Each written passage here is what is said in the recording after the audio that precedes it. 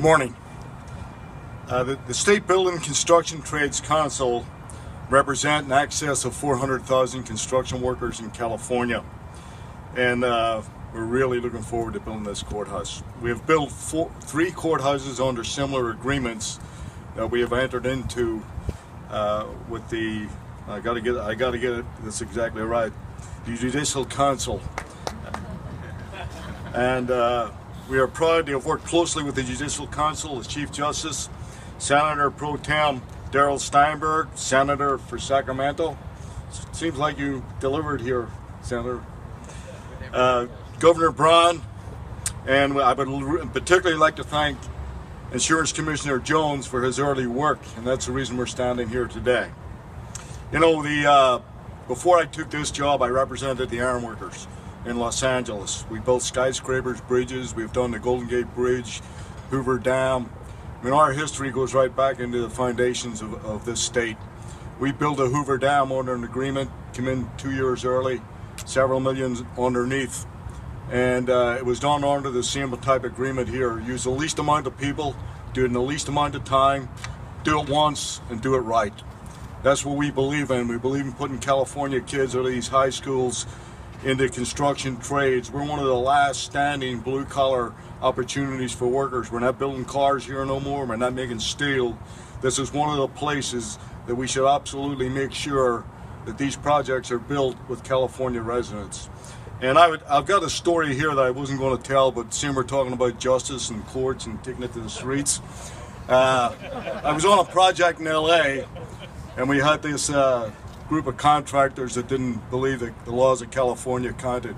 They didn't pay Social Security, they didn't pay workers' comp. They had an indentured workforce of young people that they hung their immigration status over their heads to keep them under their thumb. I'm looking through a chain link fence. There's laws and standards in California on structural steel. Every other floor, we deck the floor. If a guy falls on the outside, he'll go all the way to the street and he's lost. If he goes on the inside, he can only go 2 floors. We put caps on rebar so if they hit the ground, they don't get impaled. And I'm looking at this project, none of those rules are getting followed. And I'm watching the guy in there. There's no bathroom, there's no drinking water. And I'm looking through the fence and I can see this guy screaming at the workers like it's a Roman galleon, and he's walking up and down with a whip and they're beating the drum. And just out of nowhere, he smacked one of the workers in the side of the face. So I don't know what happened, but I'm inside the gate in about 2 seconds, me and this guy's nose to nose. And I tell him, try hitting me. And we had words, and eventually they got the LAPD and I left the job. But the next morning we came back with picket signs. We were going to shut that job. And so I went in the office and I said, hey, where's your permits for blocking off the street out here? Which you're supposed to have posted. So they were ready for it. As the guy threw a punch, got me. I got him by the windpipe. One of his buddies got me from the back with a baseball bat, and I went down. I took a pretty good kicking. And but anyway, when it was over that night, I ran the union meeting at a black iron. I'm chewed up a bit. But the iron workers are like, do you ever see them ads, what's in your wallet, the Vikings?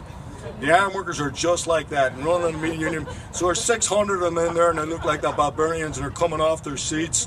Where's the job? Working down there, and I'm looking at them all. And here's the part of the story.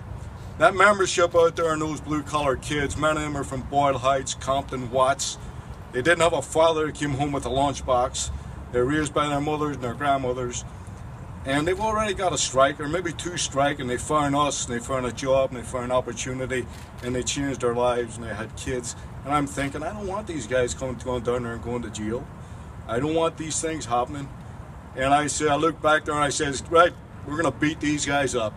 But we're going to beat them up with our lawyers. That's what we're going to beat them up with.